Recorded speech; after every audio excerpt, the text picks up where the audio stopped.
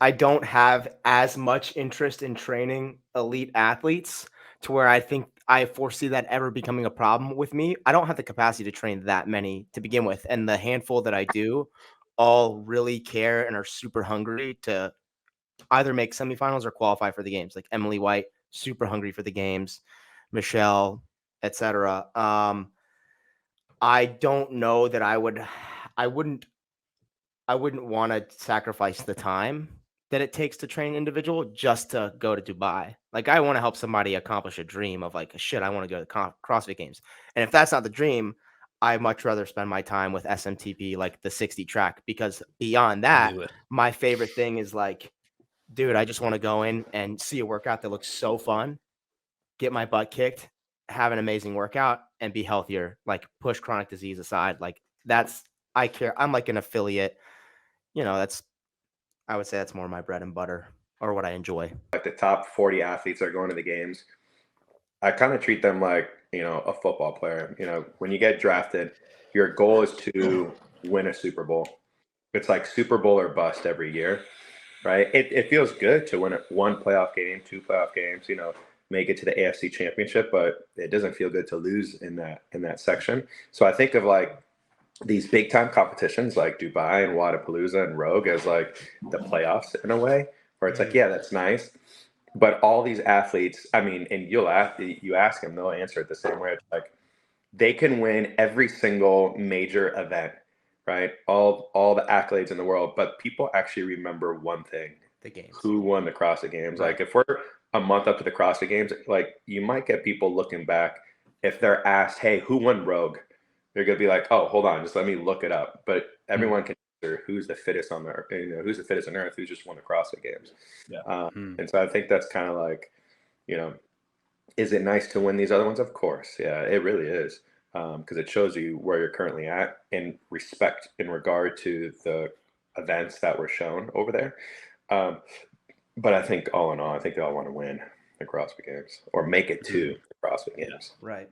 I agree. To answer your question, Peter, it wouldn't piss me off, but it depends on the athlete. Like if Jason came to me and was like, "Hey, I'm going to peak for Wadapalooza, not the games," I'd be like, "No, you're not." Yeah.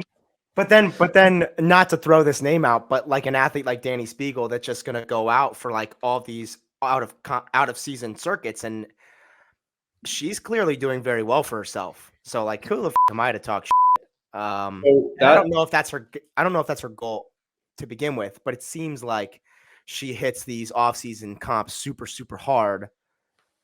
I would be shocked if she's able to be truly peaked at the games. I don't know. No, I'm with you on that, Taylor. I think that there are a number of athletes out there that maybe are Well, like sitting. if you think of like Luka Jukic makes more money by not qualifying for the CrossFit Games every year than he would if he did. Like he But made who is more that? money in.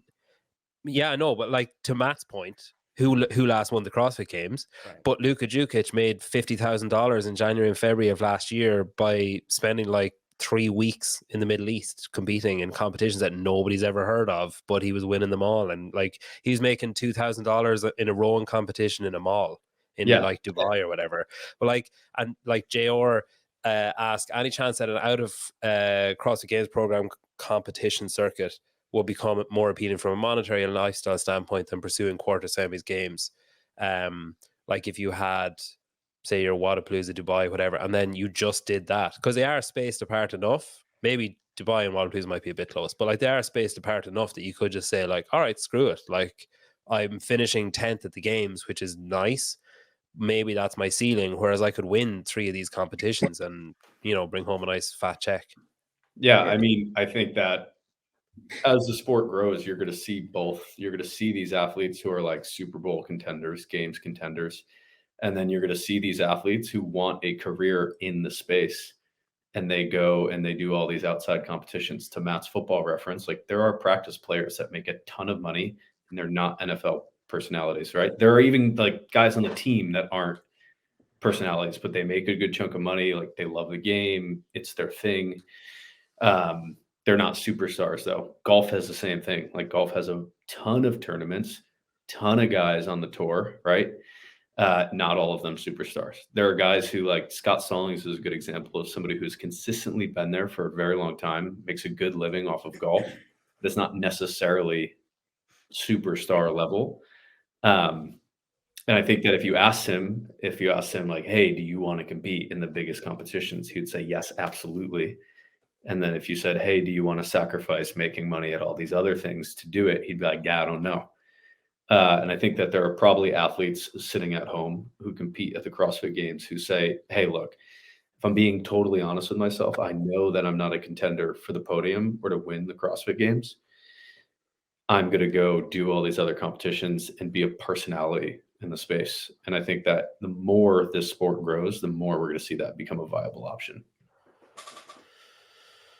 Yeah, I think there's like there's athletes out there that they can place consistently in like a top like 3 to 10, going like get like 2 knockout home run events where they go like event win, and then maybe like get into the games consistently as well. Like we can all think of the athlete that comes to mind, both men and women's side, where you know they have the ability to do that, and they can actually show up to different competitions and get it done, and then squeak into the CrossFit Games and then get those big event wins.